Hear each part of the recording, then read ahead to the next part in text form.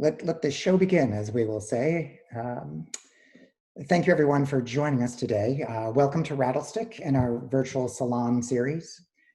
This one is particularly important to all of us now that we are many weeks into the conversations around the pandemic, Black Lives Matters and other situations, but also 10 weeks now almost into this Salon series. And the question of theater itself has come back to us, and how theater, we are going to reimagine it and rethink it and reopen it and relive it and relove it and everything with it.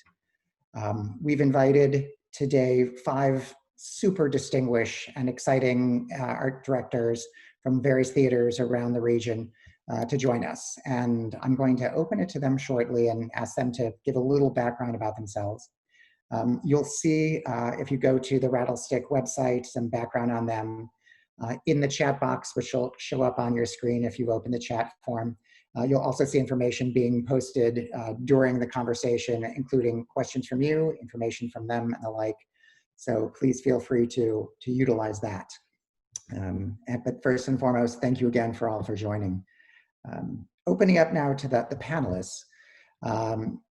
Collectively and individually, each one of them has been working with their theater on some initiative, some innovative idea on re-energizing and protecting their artists, their audiences, and their communities.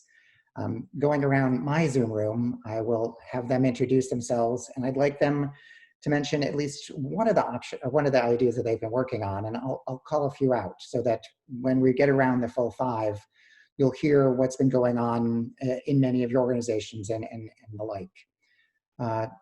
Jordana, let's begin with you. And if you could include in your intro a little more around media tools for liberation and what you're doing as a community hub, that would be great. Yeah, of course. Hi all, I'm Jordana De La Cruz. I am the co-director of Jack in Brooklyn, alongside founder and co-director Alec Duffy. And recently with Jack, our most recent programming was Media Tools for Liberation, and it was curated by Rad Pereira. It's actually a program we had intended this spring to do in person, and it was actually the most seamless transition into being online. So for instance, in person, it would have been about 40, 50 people per session, and now it's been able to be about 300 plus people per session. And essentially what RAD did was gather all these social media activists, and RAD being one of them, and started having conversations about how social media and how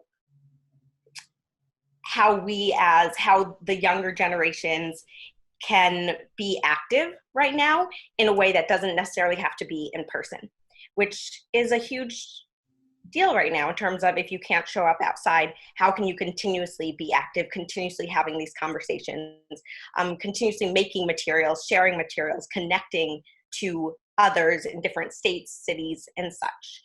And so that's our most recent programming. We just yesterday had session 3 of 3. And Robert, anything else for my intro? That's a great place to start. Thank you. Tossing it now around my Zoom room, Kristin, if you would kindly chime in, and a little more around here at home, if you wouldn't mind. Sure. So we launched online programming on March 16th after closing on March 12th. And we started 3 different programs, but here at home is the one that is the revisiting of the past. It's on Wednesday nights at 7, different Here show from as far back as 2005 that has been recorded, that is not under Equity's jurisdiction because it was in music, opera, dance, or puppetry instead of being theater. And opportunity to also chat with the artists who made the work in the live chat as part of the screening. We also did co-video, which is a sequential kind of exquisite corpse project where artists make these little 10-second clips all connected around a particular theme. So we've had that co-video series going. And then our live streams, still here live streams with artists who are creating new works on Fridays at 1. That's wonderful. And if it didn't mention, Kristin is with HERE in Lower Manhattan. Going around the room, Ralph, I'll go to you next. If you wouldn't mind also talking about Diana O, and my hate letter, which for everybody premieres tonight. So we have Ralph here now, and then he'll be launching something in a few hours. Yeah, I'm Ralph Peña, artistic director of my theater company. I'm locked in New York. We have a bunch of programming going on. One of them being Diana O's My Hate Letter to the Great American Theater, and then another one streaming tomorrow. When all of this stuff happened, my first instinct was to protect the means of creation and distribution for Asian American theater artists. That was my interest. So we're creating a TV studio and multiple remote studios that can be sent to everybody to participate. That's about a month away from being finished, but my goal is to give people work. And My Hate Play is part of that. And that's a wonderful thing to hear. Exactly. We applause from the audience. Going around my room again, well, David, if you'll introduce yourself, please. And in particular, you've got your program, We Will Care for You. Your mute is not on, sir. One more time. Yep.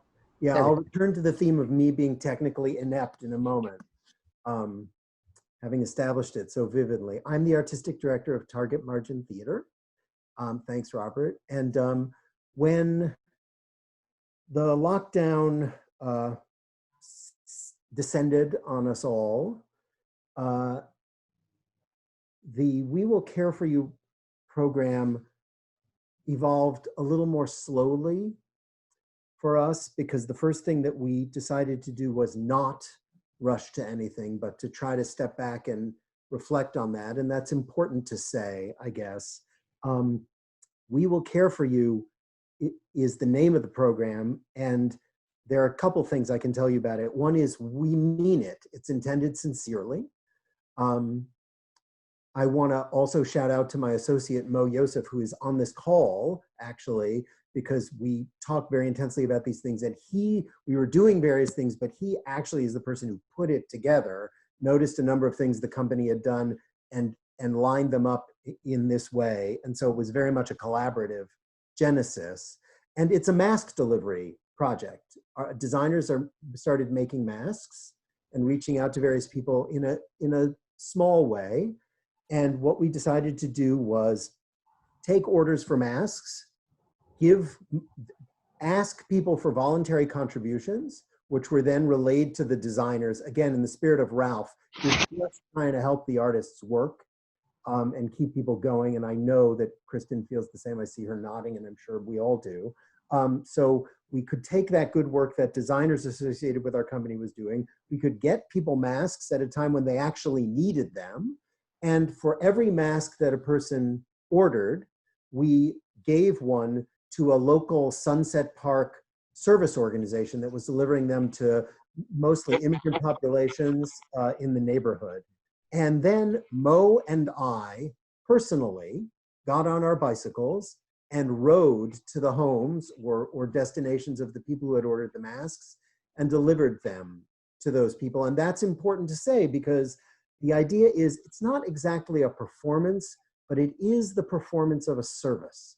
And it is, in a real moment in time, an actual encounter that took place many times. We delivered a couple hundred masks, I think, all told, in that period of doing it several weeks. And that event itself, to us, was also an artistic event. It was a service, a public service, and a performance event, both. Thank you for that, David. And I will go to Jacob, who is the last of our five to join us here. Jacob also joins us from the furthest out. But if you wouldn't mind, since you have also a non-New York perspective as well, your program, One City, Many Stages, is included in your intro. Yeah. Hi, everyone. Yeah, I'm Jacob Padrón. I'm the artistic director of Long Wharf Theater. I'm also the founder and artistic director of the Soul Project, which is an initiative in New York City dedicated to amplifying the voices of Latinx playwrights in partnership with off-Broadway theaters. That's how I got to know Daniela. They were one of our early partners. And thank you, Daniela, for letting me be a part of this panel. And all of you right? Like to be back on Zoom for another conversation. And I don't know about you friends, but like there's something like I find myself, I get super nervous when I'm on these panels because usually you're in a room and you can kind of feel the energy and you can sort of when shit's landing, when things like, oh, I want to redirect my but I'm just looking at boxes, right? And many of them empty and I just see names. So I don't know, I'm feeling that more this afternoon, and I just wanted to name that. But I'm really grateful for I am there as well, just so you know. You're not alone. But thank you so much for being here. It's really nice. Yes, so Long Wharf Theater has just decided to pivot. My inaugural season, which I had just announced for 2021, we were going to do 4 plays and 1 musical. But given the state of the world and given that we're really trying to reassess who the theater belongs to, we thought this is a moment to reimagine, to refashion, to innovate, to think in big and exciting ways. And so we thought, let's turn over the theater company to the community. Let's turn it over to them fully and entirely, and let them decide what kind of programming we should do, what are the courageous conversations we should be having. And rather than have audiences come to us, and to tell stories within our theaters, we're going to go to you. We're going to go to them.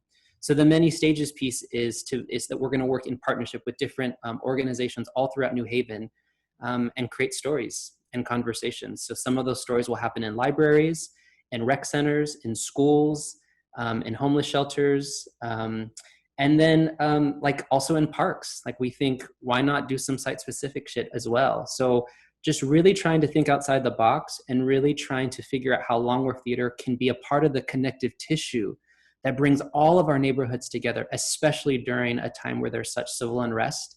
It feels like this is certainly a moment where art and activism need to live side by side. And that's the value proposition that I've presented to my board and the one that I'm hoping to present to my community. Thank you, Jacob. I think that you collectively 5 represent so many wonderful things feeding the oxygen around theater and what we've all been clamoring for and needing. And you've all done very similar things, but across the whole board, it's been, I think as someone mentioned, protecting every portion of your theater, be it a costume maker, the audience, the actors, the playwrights in particular, your communities and the like. You'd all had planned on doing this only for 2 or 3 months, presumably. And now we're talking about a year, 2 years before audiences will be let perhaps back indoors, or we will find, like Jacob, where you're out in a park or the like. How is your thinking now migrating toward what had been potentially a very short-term solution becoming a longer-term solution? And since Jacob, you are still lit to me, I'm gonna start it with you and then have everybody else jump back in on top of Jacob. Well, it's such a great question because I think,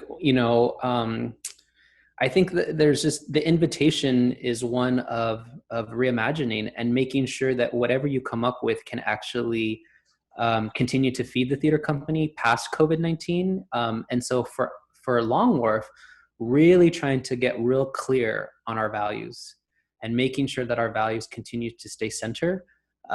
Specifically the value of inclusion and anti-racism, because I think that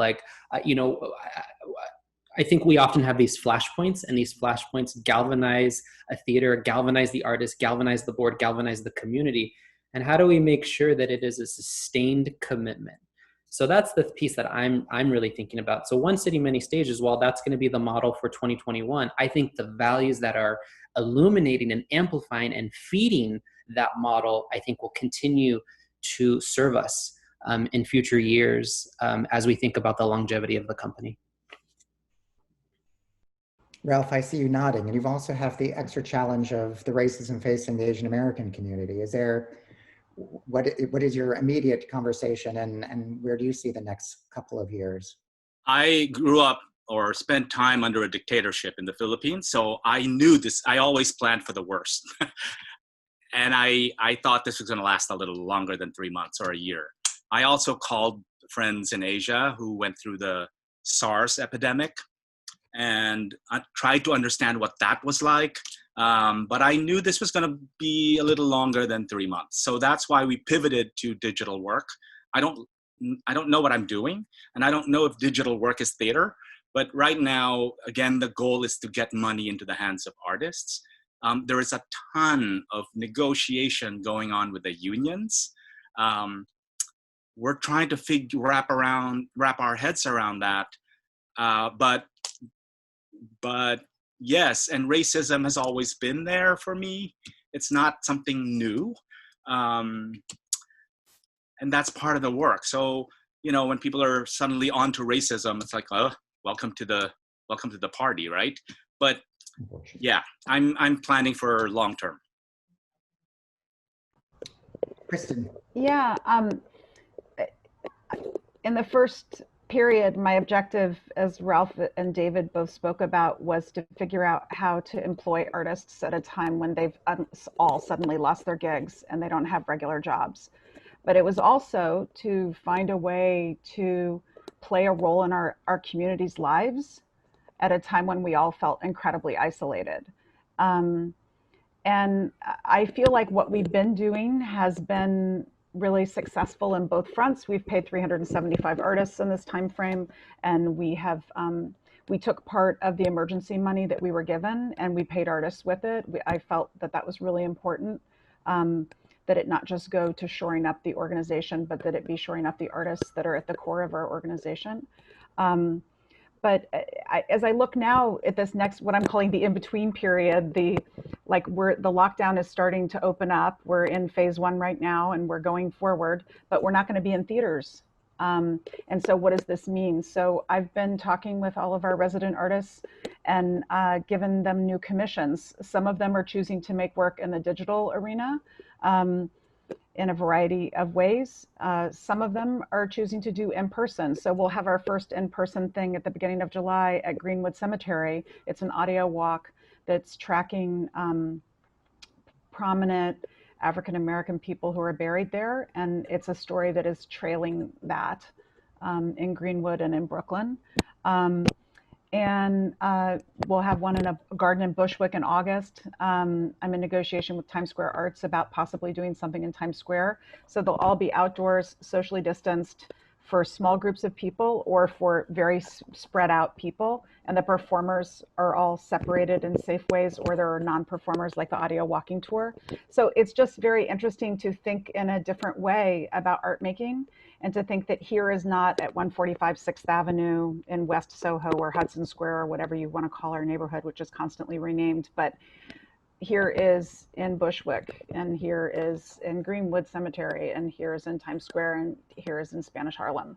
And that the artists can work with their communities where they live and their other collaborators can get to, and trying not to put people in danger if they're not comfortable going on the train.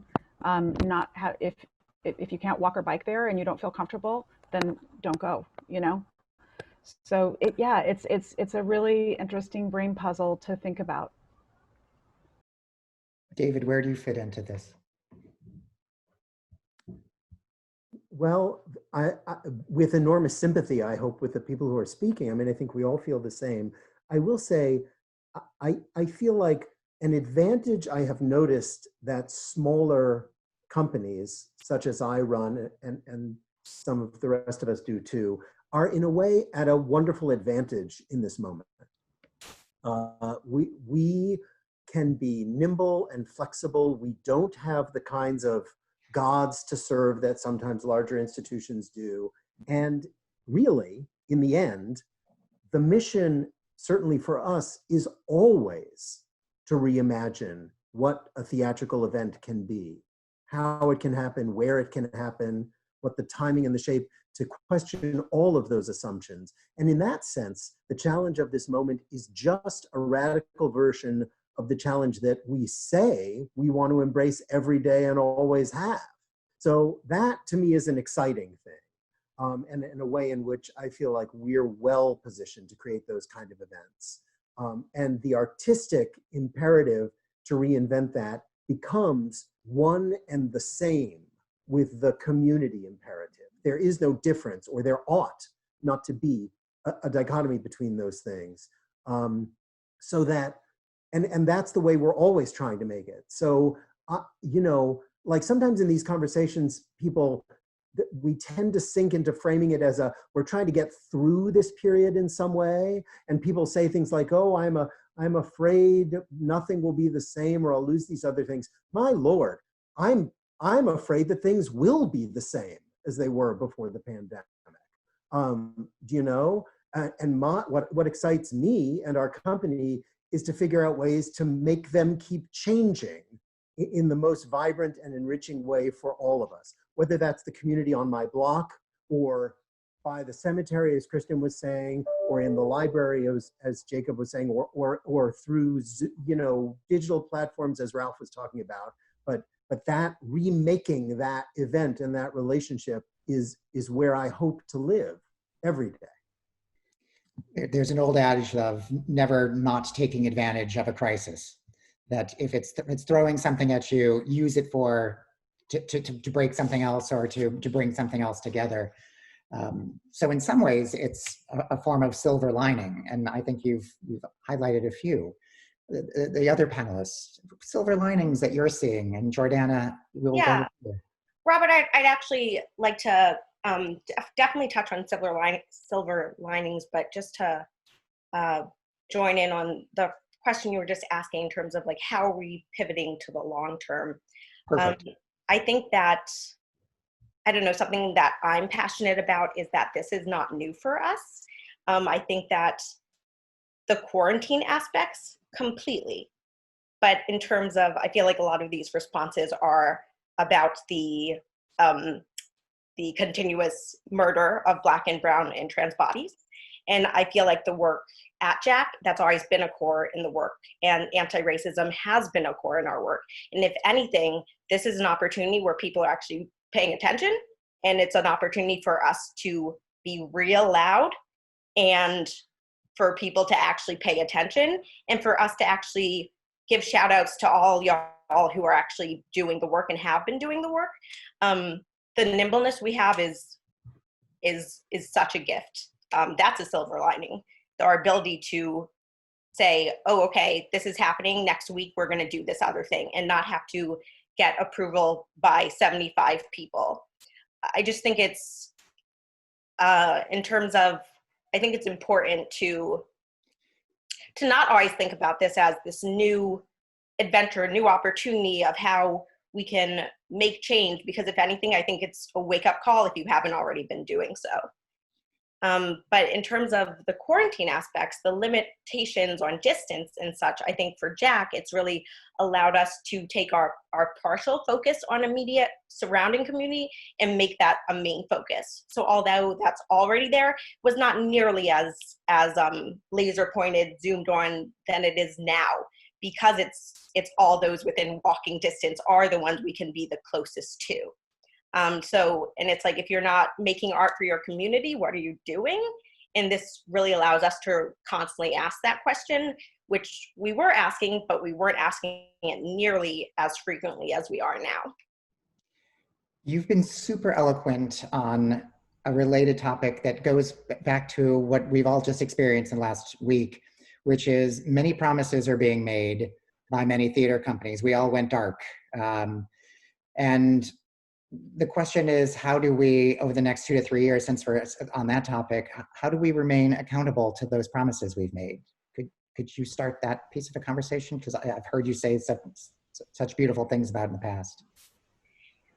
Yes, how do we remain accountable? I think, you know, it's been said that this is like even Daniel Alexander Jones was just saying to Helen Shaw that this is a reckoning of sorts.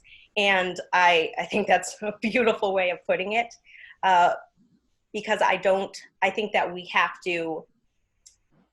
this has to blow up a bit more for accountability to even happen. So I think right now a lot of people are thinking, oh, this is how to start being accountable, and great. I'd rather you start now than not start at all. But I think that a lot of apologies need to be made, and constant work needs to be created in order for us to trust you, in order for us to actually stick by you and promote and be a part of your work. I think right now a lot of larger institutions are thinking, oh, if I give a shout out, that I am now with you, whether they're sincere or not, then the idea is that now you'll see that I'm recognizing you and you'll join. But it's like, great, you've done the first thing, and now for years to come, I'd love to see you be held accountable, to see how you continue changing day by day, week by week. Love to see your staffing updates, your board updates. Those are things people in this Zoom are going to be very focused on, where audiences, that's not something they're as focused on in terms of staffing and things. It's more which Black or brown artist is very important to the world right now, and only one at a time though. So I'll start with that. Jordana, I just want to just lift up the thing that you just said, because I think it's so spot on. The work is not new. And there are organizations like Jack, like Mai, like Penumbra, like Teatro Campesino, who have been holding it down for artists of color. And so I think that we have to just name that, who've been doing the work. I mean, when we looked at doing the anti-racism training for the off-Broadway community, Alec Duffy was right there as a white co-conspirator saying, I believe in this work.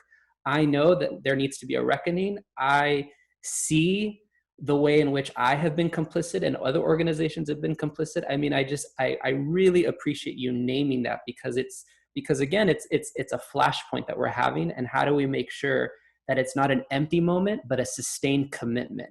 And so the fact that everyone wants to now take undoing racism workshops and everyone is putting out these statements of solidarity, I think that's a fine first step, but it's the work that you do afterwards. It's the commitments that you make afterwards, because this is lifelong work. And again, just to lift up and amplify the organizations like Jack, like Mai, who have been holding it down for communities of color, for BIPOC artists, when nobody was looking and nobody was funding them. So I really appreciate you naming that. I just also want to say I started a petition for the New York Times to bring BIPOC critics into their staff. And I think we're close to 3,000 signatures, but we're going to keep going. I think that's sort of part of this entire ecology, right? We can't empower BIPOC artists if they're constantly turned down or broken by critics looking for white-centered narratives, or critics who don't understand the lives that inform these stories. I think that also has to change. And Ralph, if you'd like to add that petition to our chat or let us know, we'll do that as we're getting a number of comments, please, in that space. So many routes to take this in only 30 minutes. I want people in the Zoom room to start thinking of questions, and if they could start to populate the chat, we will pick a few from there. Can I follow on another, in this idea about accountability? I think also there's been a narrative that theaters aren't supposed to get into politics, that's not our terrain. And I think that a lot of people are running against that right now in a really positive way. My dear friend Melanie Joseph from the Foundry Theater and I, along with a bunch of the PSAP cohort that Jacob was just referring to, put together an action for New York City budget reform and budget justice. And this is building on the work of CPR, who's been doing this work for years to defund the police and to have the funds redistributed to community service. And so in the past, I think if you approached a bunch of theaters in New York and you said, let's do this, let's write our membership, not in our own self-interest, but in the interest of protecting our community, and it's mission driven to protect our community. And so we had 31 theaters sign on before it went out, and we had almost 30 more join us today. So I think that there's a recognition and an immediacy to what our responsibility is to our community that people are stepping into. And I am skeptical but hopeful that people will follow through on that there's enough recognition of the injustice and of the rage and of the lack of centering that people are going to step in because they have no choice but to step in or to be swept away. And so they need to step in and they need to wrestle with it and they need to think about it and they need to take action. And I feel encouraged that I see more voices in that conversation than I have in the 26 years that I've been running here. And I think just to add to that, Kristin, because I think that's so beautifully said, that I think in this work, I think we need enthusiasts. Carmen Morgan, who runs Art Equity, that's what she talks about.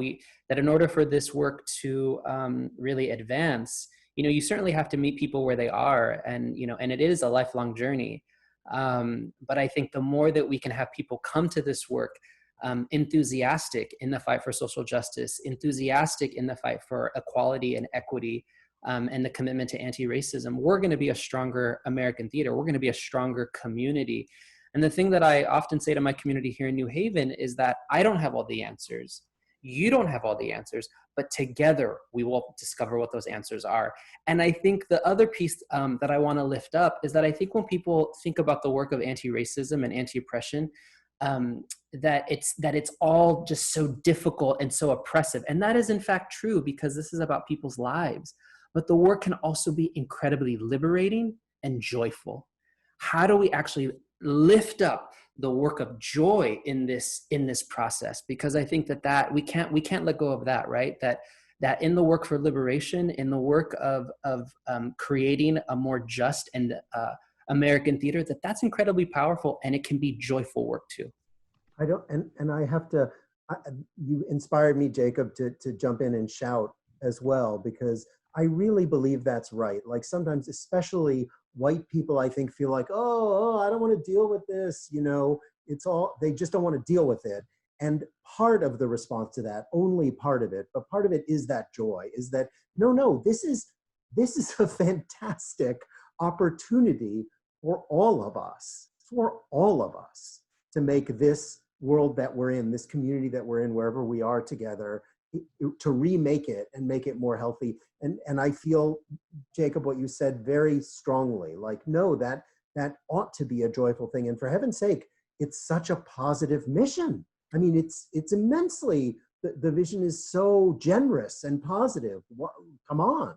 I love celebrating that. And I feel like it'll help inspire, to come back to the original question, inspire white people running organizations to be diligent and committed about doing the work, the hard work, the gritty facing of facts. What am I doing? What is my organization doing that I need to address? What do I need to learn to say that, because I know that it's a joyful and a beautiful thing that I'm heading for. Joy is a really wonderful way of looking at it, and its silver lining, as we've been talking about. Each of you are at some different point in your career. Kristin, you'd said 26 years. Jacob, you'd said a year now, almost to the date. What is the biggest thing that this has changed about you or your approach to theater? Now that we've had this seismic shift, where are you a different person yourself? Where's your theater different because of what's going on now? Anybody? This is probably going to sound like a crazy response, but I feel freer. I feel liberated, because I think because of this reckoning, because of this civil unrest, I can say to my board, I'm committed to anti-racism. I'm committed to dismantling the systems of white supremacy at Long Wharf, and they get it. They understand, because it's placed in a larger context, in the context of what's happening in this country and around the world. So I think that how do we lean into this moment in a way that really serves all of us, and in a way that allows for real systemic transformation to happen.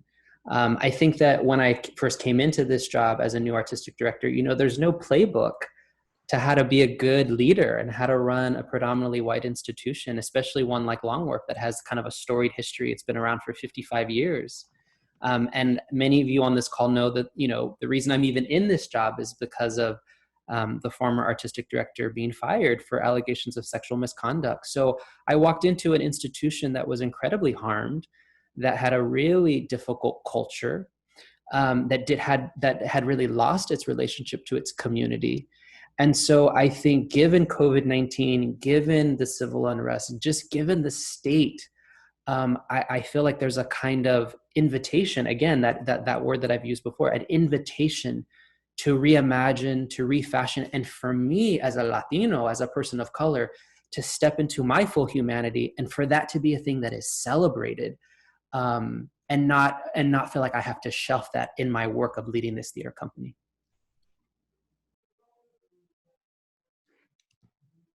Next. I'm just going to ask Robert, could you just repeat that question? My question was, how have you changed? How have you personally changed, and how has your theater changed based on this unknown, gigantic, global, unexpected situation? And I don't know that I changed, because I've always, if you're going to survive in theater, you have to be prepared for the unexpected. And that's part of survival in New York. So I don't know that we're changing. The delivery method might change, but the work continues. It's been grounded in that. And no change. Different look, same old story. Great answer. I feel like we're always changing because we always follow the artist. The artist is leading the process. We're an artist-centered organization. Every project is different. Every process is different. One show might take 3 years and have 6 developmental workshops and decide to do an out-of-town retreat and then make a show, or another show might grow really fast in like a year and a half. And it might be 50 collaborators, or it might be 5 collaborators. We support whatever the process is that's appropriate to each artist we're working with. And so I've looked at this time as another time for me to ask the artists what it is that they need and how can HERE support them. Okay, you're making digital work. We have a bunch of gear at our theater that nobody's using. We'll get one of us has a car, we'll drive it over to your studio so you guys can use those kick-ass computers that nobody's using right now. Or, okay, you're sick and you live with your 85-year-old mother. We need to find you somewhere else to live. Okay, we'll find you somewhere else to live right now. And so, like, what is it that we can do to be of service to them so that they can continue to help us see what we need to see as a society, as a community? Wonderful. Yeah, I would say, to respond to that, I would say that, I've been in this work for less than a decade. That's just where I'm at. I'm excited and proud of what I've done and know I have a lot to learn. I'd say that I don't feel that Jack has changed, because Jack has been there doing the work, and Alec Duffy has been there doing the work, and I've learned so much from Alec Duffy. I would say that, I've been in this position now as a co-director for about a year and a half. I'd say what's really changed in the past few months is I've been a lot less concerned about what the general public thinks of me personally, and only really been concerned about my relationships with those we are serving. And I think, especially in a first year in a position, for me, it was a lot of like, I was self-conscious. I wanted to make sure I appeared a certain way and open and not too aggressive or anything. And I'm kind of just at the point that I'm a passionate person. Alec is a passionate person. We just express ourselves in different ways. And I'm just at a point that I think a lot of us are just saying what we think, and I try to be thoughtful and considerate about what I say, but I'm ready to just say it without vetting it too much, because I say what I believe. And Jack, we're there for the community, and we're there for you, and we don't need to go through a board or bureaucracy to speak to you. Speaking of boards, one of the questions has come in from the audience related to our accountability question. So in addition to how you've changed, the question is really around how our organizations, successful organizations like you, helping your leadership be accountable, and your boards be accountable, and transition into the organizations that you all are in the process now of accelerating the transition toward?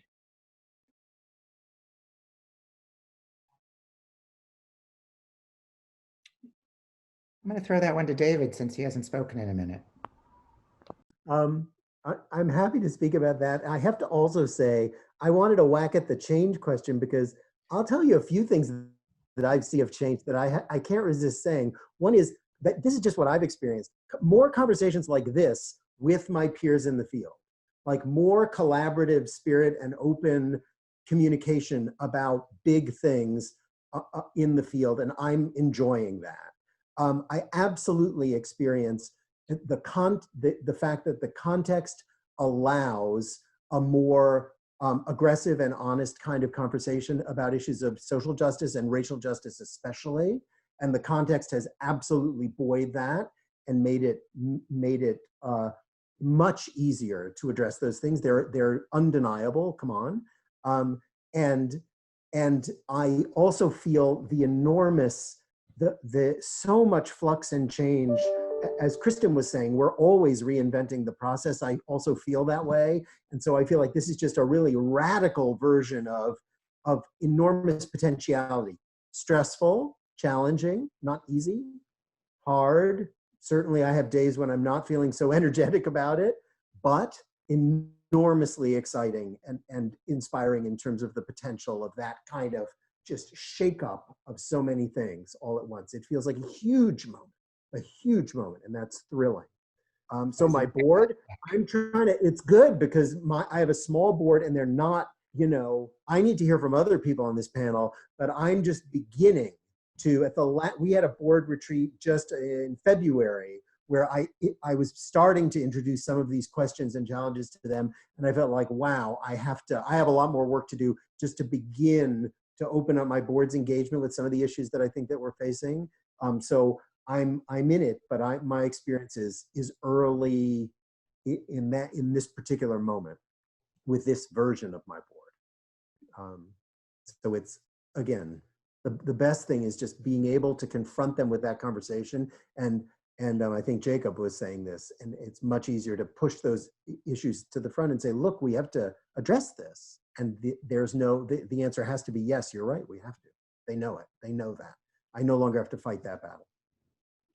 I think that's right, David. And the way that I just to offer up how I'm in relationship to my board, the mantra that I share with them at every board meeting and really at any chance I get is we are making the path together.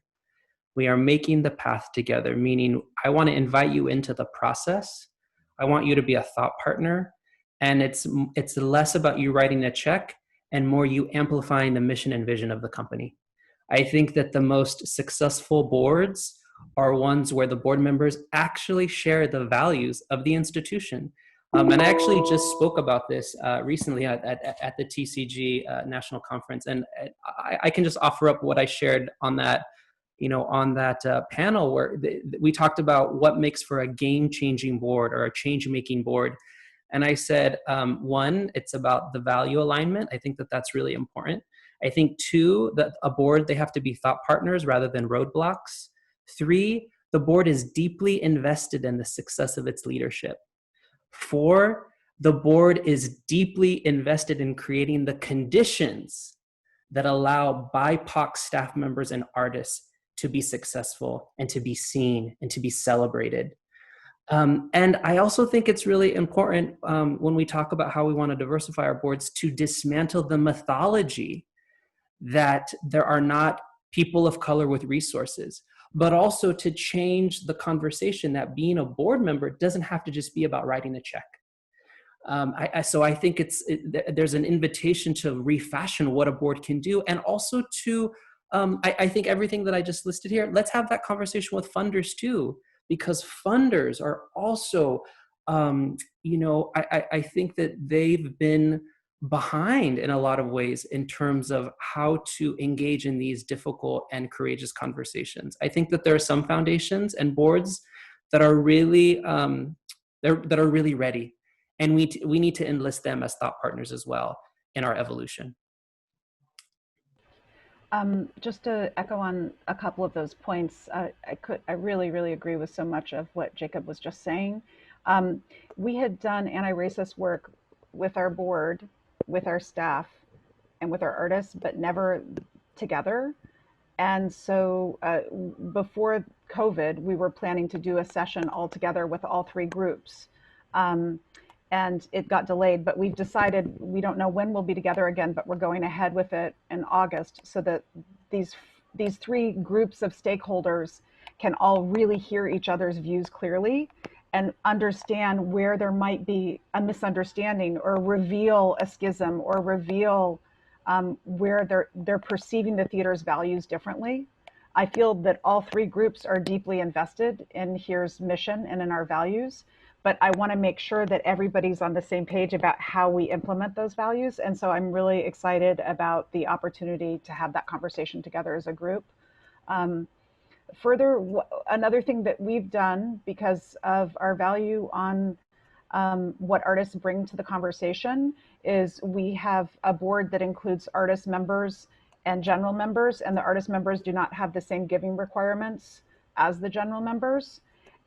But they have all the same powers in terms of fiduciary voting and responsibilities. So it's not a two-tiered system where the artists are a different class. They're the same class. There's just a different set of expectations. The whole board is expected to give a personally meaningful contribution to the organization.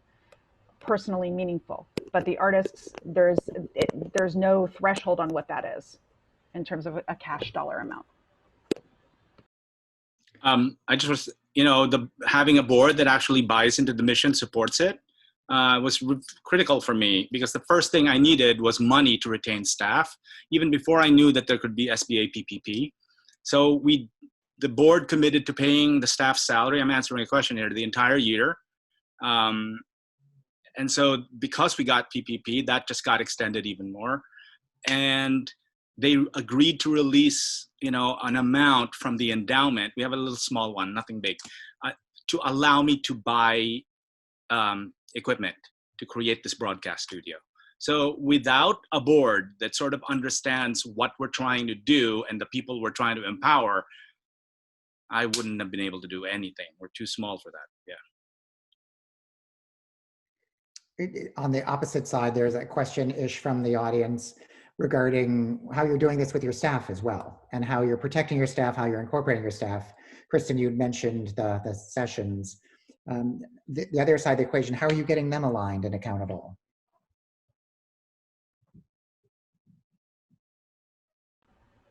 How are we getting the staff yes, online and accountable? I mean, exactly.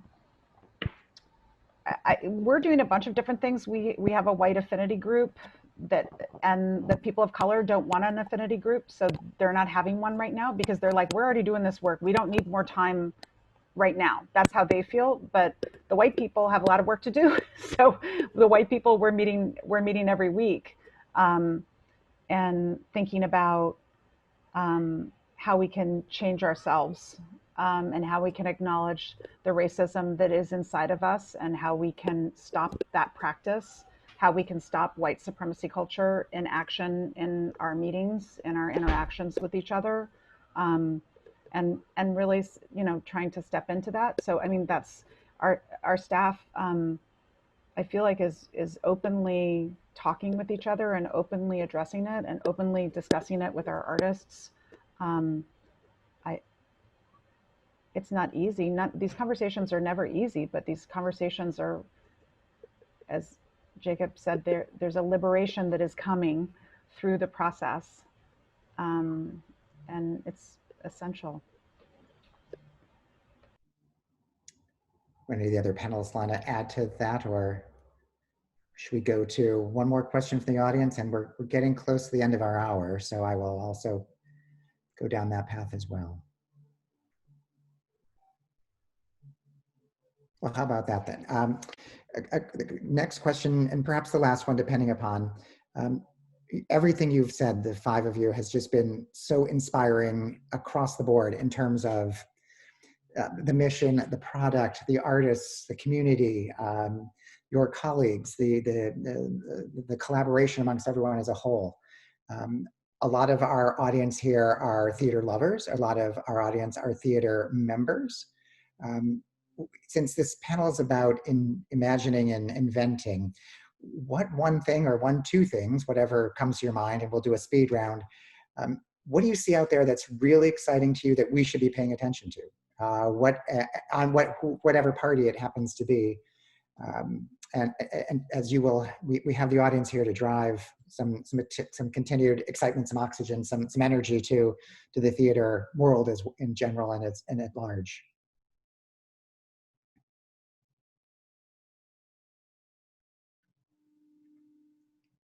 Any theater I should be running to, anything online I should be looking at, any job site I should be looking for? Have seen something in the paper?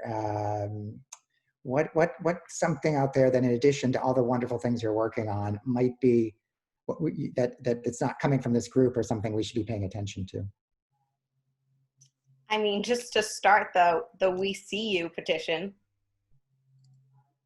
That's pretty incredible, I think. Yeah, that's something we can post, I think, in the chat. But just the petition pretty much calling out the organizations for what we've experienced as BIPOC artists and administrators and such, and really calling it out just that we see you. Because I, as someone who's been in those roles so many times, I do really wonder if they actually know that I'm very aware of what they're doing and what's happening to me. So it's so eloquently and powerfully and badassly written. So that's been exciting to me.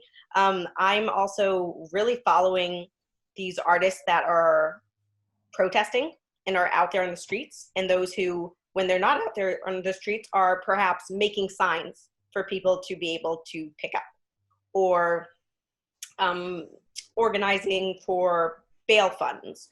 I think artists and activists is right here, right now. I think a lot of the times it already was, but it's in people's minds in a way that it hasn't been. So that's another one of the silver linings, Robert. I like that on the liberating thing. It's also liberating creatively, because now I don't have to be in the same room with people from around the world. And we're beginning to explore these things. How do we work together, 10,000 miles away? And also the other really, really critical thing for us is that we're now able to reach the disabled community in ways that we were not able to before. So we're creating a play with disabled artists, led by disabled artists. So that feels more authentic to me, than sort of me picking a play to feature disabled artists. This is better.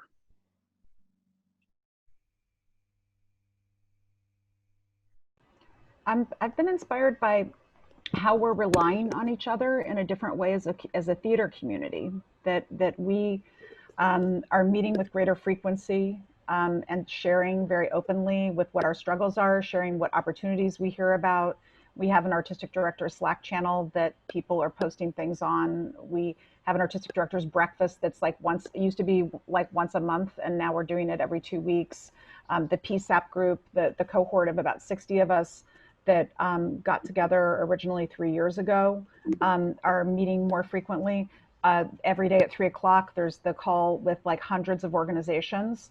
And I feel like there's a sharing of resources that is more generous and open than I feel like New York usually is. And I think that's creating more opportunities for artists as well. Yeah, and I think just to add to that, I think the moment that we're in also requires for us to really operate from a place of abundance rather than scarcity. I think that the American theater is steeped in that value. And so how do we lift up a more abundant mentality, that there is bounty, and also I think it's important to Kristin's point, how are we really looking to our sisters and brothers as partners in this work? I think that the more our organizations can establish revolutionary partnerships as it relates to the sustainability and the movement, and really, sustaining the movement, I think over the long haul, I think is going to only, I I think if we can actually be in partnership with each other. And I want to just go back to something that I think, Martin, I think your question about how do we care for a staff or how do we care for each other during this time. And it's going to sound really simple, but I think it's really important to ask the central question of your staff members, of your board, of your donors, of your artists. What do you need? What do you need right now? I think, and to make sure that that invitation comes from the top.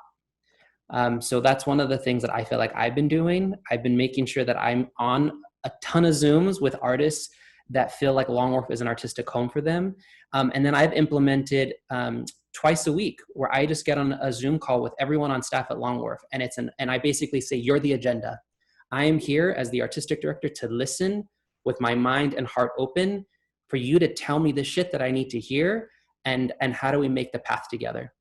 So I think that's just one way. I just offer that up in terms of how we care for each other, because that kind of community building and that kind of accountability to each other and holding me accountable as the artistic director, you need to call me to the mat, I think is really important.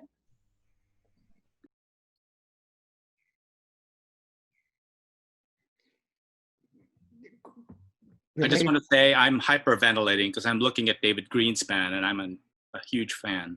Thank you.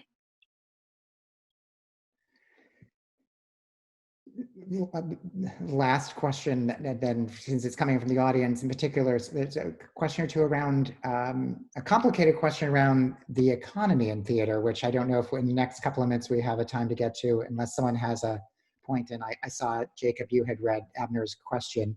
The other question being about young artists, young audiences, and how this is their first theater experience. They're new, they're developing careers, they're developing their love of theater. Is there anything special we should be doing, or anything unique or that's targeted for younger audiences?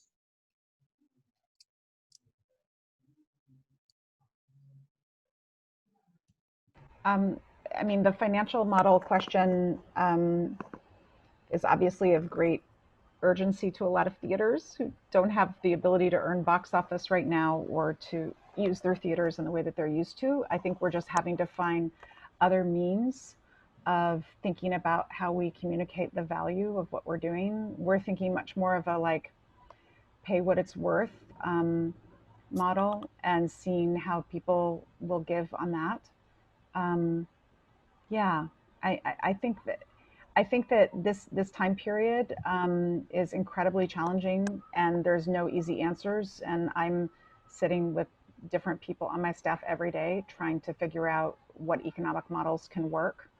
From the PPP that was help for only 8 weeks to the shared work program in New York State, with people collecting partial unemployment and the extra money that's coming from the federal subsidy, to if Heroes passes the payroll, there's a payroll tax credit that we're going to be eligible for that could make a big difference for theaters. So there's a lot of different options that are out there, but what everyone keeps saying is we just don't know. We don't know because everything's changing every week, every couple of days. So it's very, very stressful. We have 4 different versions of our budget, as I'm sure everyone on this call does. Yeah, I think monetizing our work is a conundrum that nobody has an answer to at the moment. So we don't know where the money is going to come from. We're trying different things, but in other parts of the world are exactly in the same positions, except that some governments have stepped up to the plate, unlike ours. Yeah, something I just wanted to jump in and say, Robert, you initially were asking about the young people, and I'd say that I'm just really interested in hearing what you're interested in, what you're doing, how you're using digital content. I am just learning how to use Twitter. I'm very cool. And so I feel like email Jack, email me, Jordana@jackny.org. Find me on Instagram.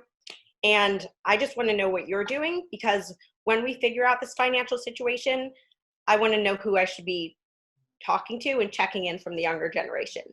So Thanks.